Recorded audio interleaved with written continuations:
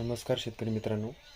सध्या या वातावरणामध्ये आपण कांदा रोप किंवा कांद्याची लागवड केलेली असेल तर त्यामध्ये आपल्याला मरीचं प्रमाणही खूप दिसून येतं.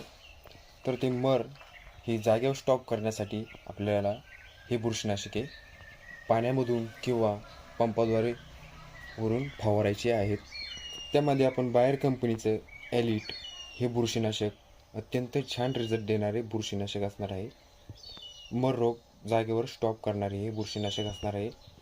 हे एकरी 500 ग्रॅम पाण्याद्वारे तसेच ठिबक सिंचनाद्वारे पाण्याद्वारे हे द्यावे.